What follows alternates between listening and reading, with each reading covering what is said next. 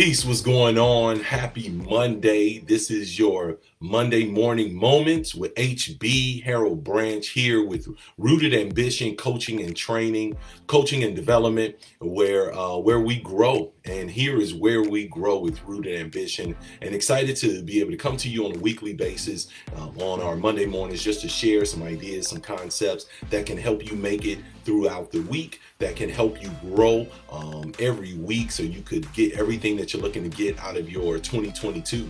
And so this morning, and what I'm excited to discuss and talk about a little bit is what's pulling you.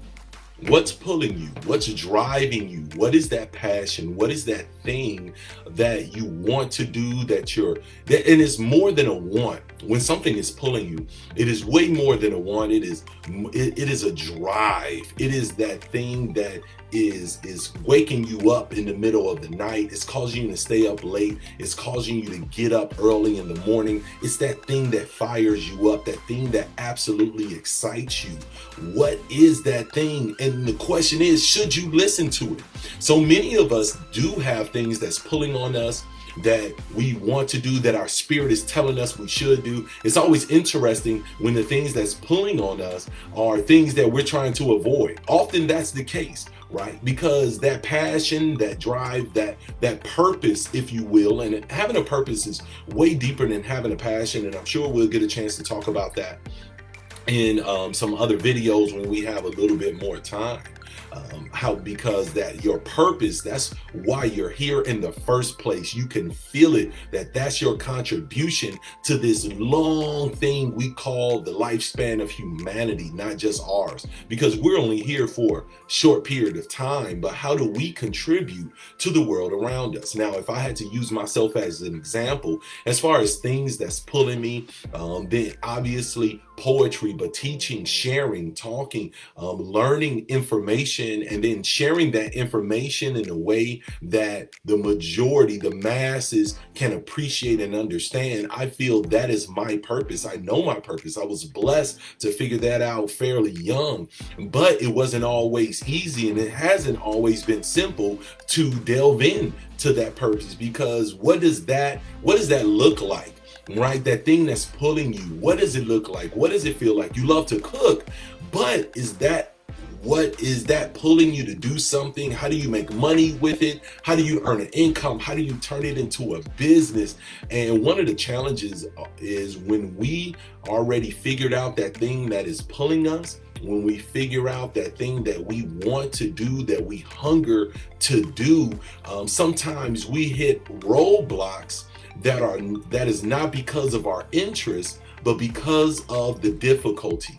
Sometimes we're looking for signs. So let me just share how to identify some of the signs that we should be looking for. For me personally, it is very important for me to be what I call in alignment. What do I mean by in alignment? I mean, I need to be clear enough mentally, emotionally, spiritually, away from hangups. I need to be as separated from any guilt, especially unnecessary guilt. I need to pull away from negative language and distractions, to be honest. And because all of these things, they get in the way, they tend to cloud my connection. And what do I mean by my connection? I'm speaking about that connection to my unconscious, the connection to the universe, my connection with God, my connection to that bigger energy, that bigger spirit, that universe, that bigger element that I get my messages from, that we all get our messages from, the flow, if you will. And when we can plug into that, then we can be aware of what those messages, for example, should be. I always make major decisions based off of, multiple points of information. And if I'm constantly being pushed in a particular direction by entities, spirits, or people who are not collaborating with each other, then it'll be dumb to ignore those signs. And I'm not going to ignore those signs. I'm going to pay attention when it's driving me in a particular direction. Now, I know I've been speaking fairly vaguely, so allow me to offer a few examples. I'm a poet. Many people understand that. Now, when it came to poetry, many people started writing poetry when they were young, but didn't keep doing it, didn't have a reason. Well, fortunately, right? But sometimes, unfortunately, in my head, I tried to stop writing poetry. I tried to pull back from it. It wasn't making money, so that was never the thing. All the money it was making, it was fairly exposing, right? Oftentimes, my poetry wouldn't be understood by the masses, or they wanted a particular type of writing, even though I wanted to dedicate my heart to something else, to something a little deeper when it came to writing and my poetry.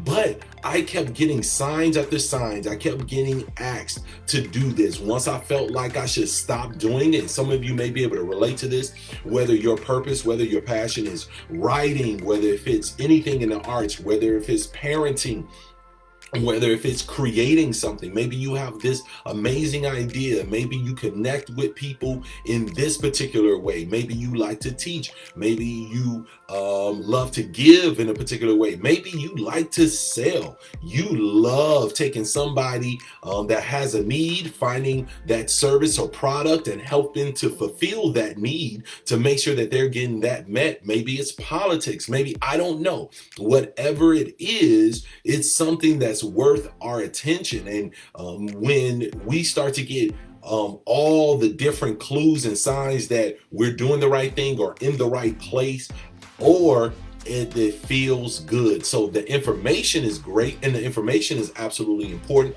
but how does it feel? How does it feel as you're doing it? I gotta admit, when I'm writing or when I'm on stage, I'm elated. I feel released. I feel good. I get off the stage, and when somebody has that connection, or when I'm teaching, or when I'm sharing my theories and philosophies, and individual says, wow, thank you so much. That's exactly what I needed to hear. Even if the majority of the people didn't want it, even if the majority of the people wasn't interested, didn't like it, even if that's the case, guess what? That individual may have had a life change, may have had a moment, all because I decided to continue to do what I felt like was pulling me. Now, that thing that's pulling you, and many of you have, and I bring this up at the beginning of the year because many of you, like myself, have new ventures in front of you, have things that you've always wanted to do that you just haven't allowed yourself to dive into. So I'm gonna move forward assuming you know exactly what I'm talking about. I'm gonna move forward assuming that you know that thing that keeps popping up.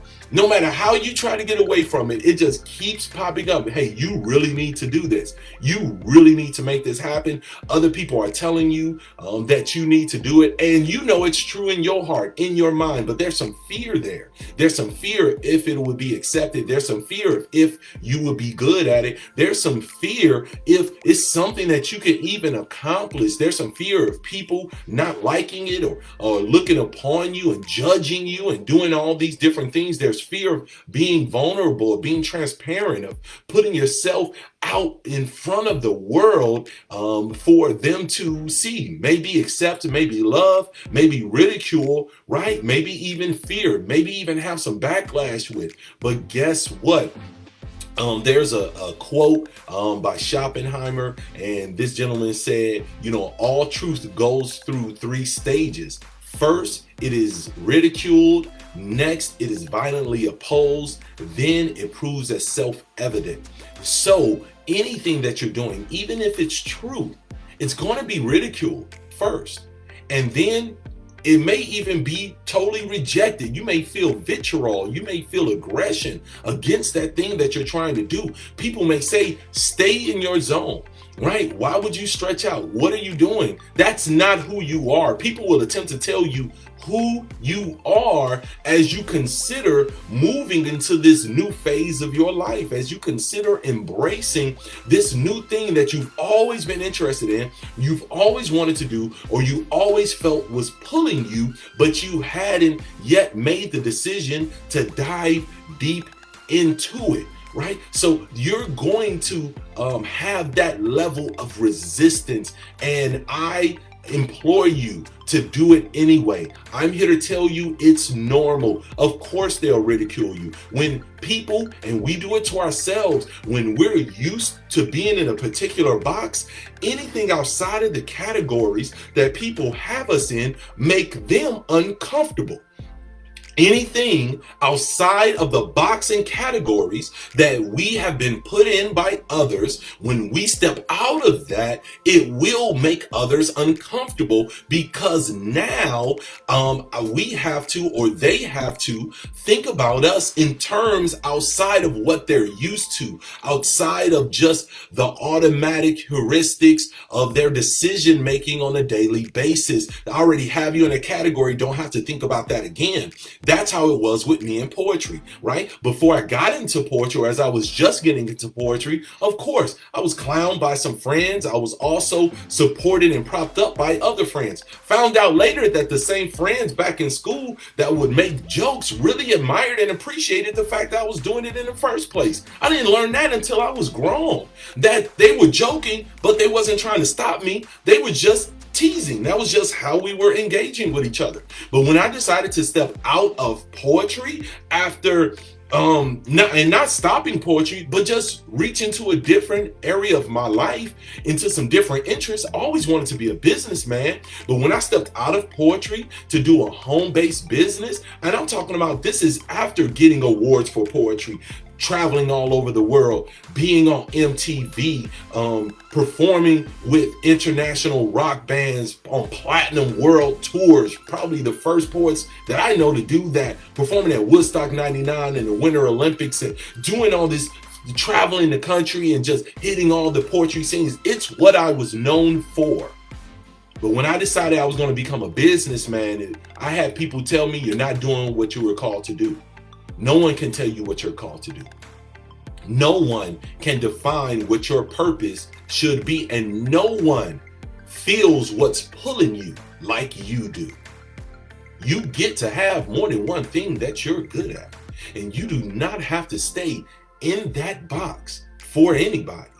It is totally up to you how you move forward and how you make that happen, in what area you make that happen in. So once again, you may get resistance, but I need you to do it anyway. I also want you to make sure you're not confusing what's pulling you with what's pushing you. What do I mean by that? See, what's pushing you is different than what's pulling you, because even though it's moving you in the same direction, it's for different reasons. What's pushing you is usually something that's causing frustration in your life. The bills are paid, so it's pushing you. Your past, and maybe your past experiences, your past pains, or your past moments of elation, pleasure, your past moments of celebration, maybe that's pushing you, right? So I need to get the bills paid. I'm frustrated at how things are going. I need to go do that because that is what's profitable. So now you're being pushed in that direction, or other people saying that's what you're going to be great at, that's what you'll be good at, and you're being pushed in that direction. But guess what? That push is at your back.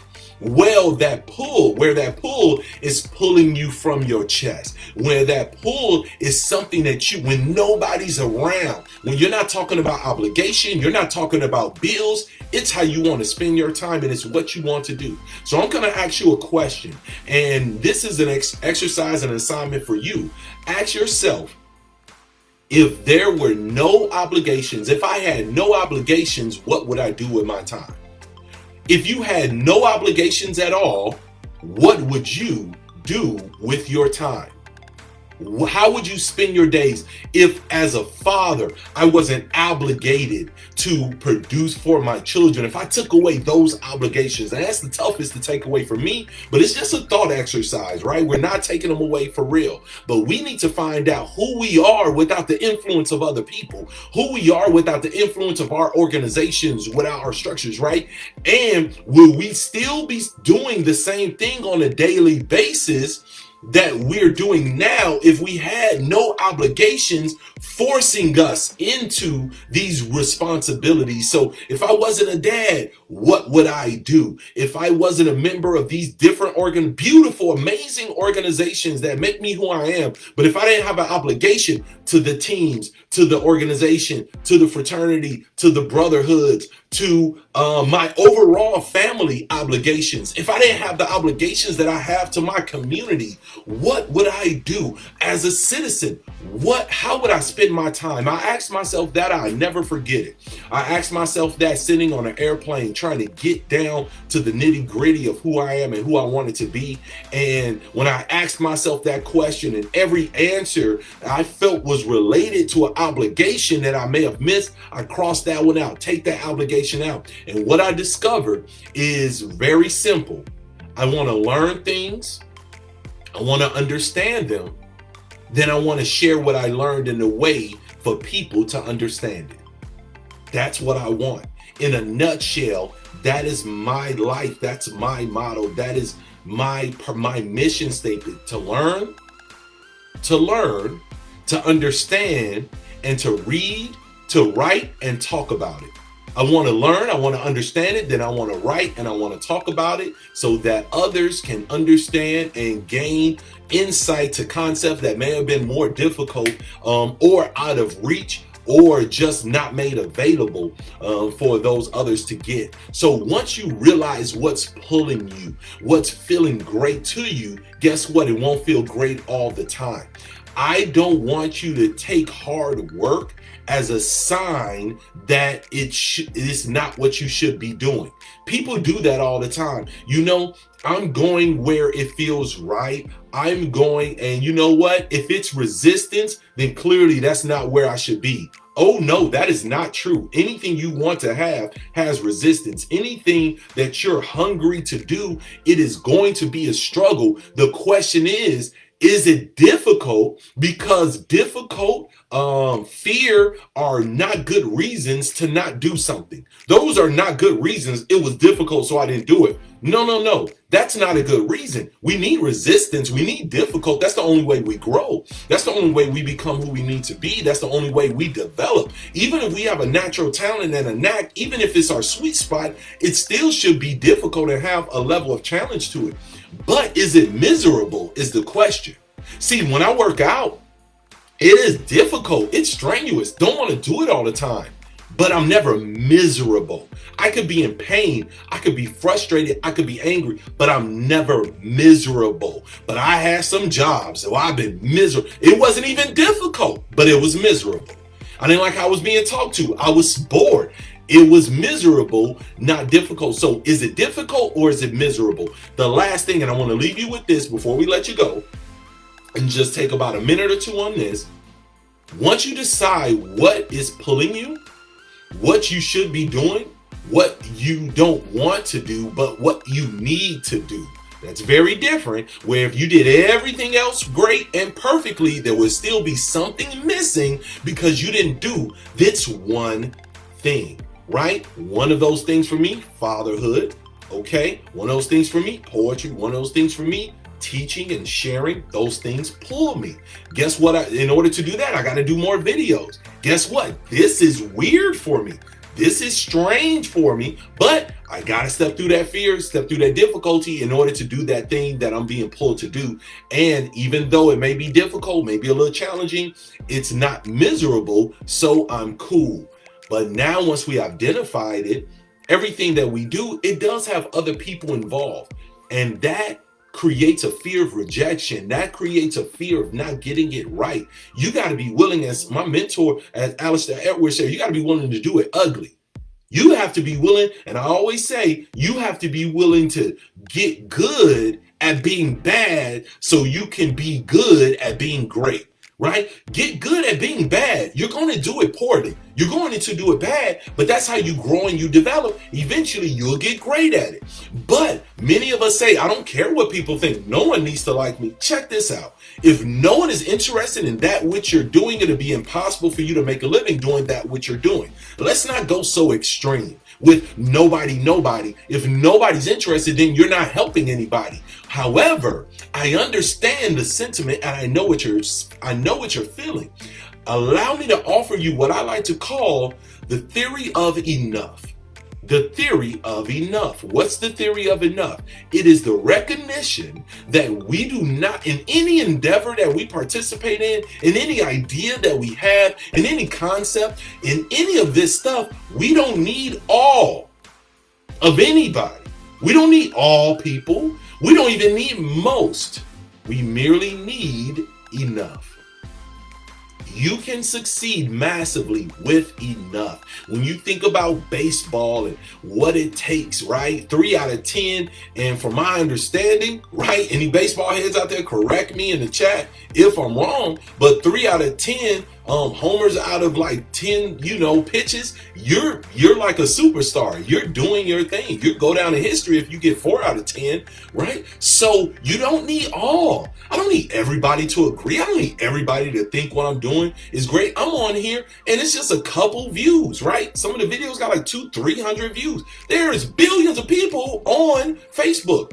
But guess what? Doesn't matter, because I don't need all, and neither do you. You don't need all people to participate or think what you're doing is great. You don't even need most people to think what you're doing is awesome. When I think about all the musicians or all the bands and all the actors and actresses, they don't have everyone. They don't even have most of citizens thinking that what they do is awesome, but they have enough to help them build the wealth that they want to build. They have enough. I was spending time with Todd McFarlane, and Todd McFarlane is the gentleman who the comic book creator, writer, artist who invented both Spawn and Venom, and was just in a special situation where it's him and I walking down like this dark street. It was crazy. I don't know how it happened. Anybody that knows me know I'm a big comic book fan, a huge comic book head, and Spawn was actually the first comic book I ever had back on the west side of Chicago, because it was an amazing black hero. But as we were walking, he said, hey,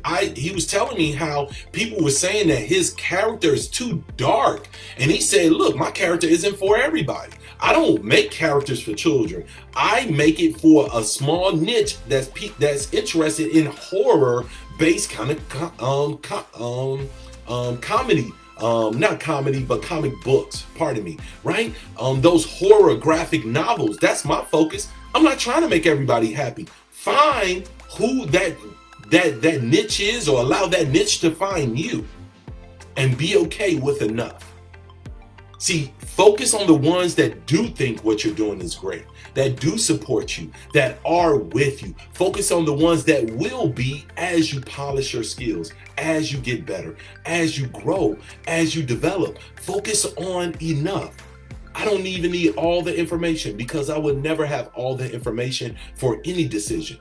You'll never have all the information. There's always an area of risk, but I need to have enough information to be able to make a competent decision. I don't need all. I don't even need most. I just need enough. And with enough, that thing that is pulling me, if I go with it and if I roll, I can have the life I want to have. I can have everything that I want in this world. And that's with the majority of the world disagreeing with me. That's with the majority of the world uninterested. That's with the majority of the world thinking only about what I'm doing wrong and not what I'm doing right, or giving the critique on something they've never done themselves. People love that. And guess what? With social media and doing videos and all of this, that will continue. It's only going to get greater and greater. So we have to understand this theory more than any theory, more than we ever needed to understand it before. You don't need all. You don't even need most. You just need enough. And you need to go ahead, examine, and give in to the very thing that you know is pulling you, that you need to do, that's scary to do. But scary, being difficult, are not good reasons to not do anything. I appreciate you spending a couple of minutes with me this morning as we discuss this powerful topic. Once again, this is Rooted Ambition, Coaching and Development. My name is Harold Branch. This is our Monday morning moment. I look forward to seeing you here again next Monday for a short little lesson just like this. And just remember, here at Rooted Ambition, Coaching and Development, here we grow. Take care. Peace.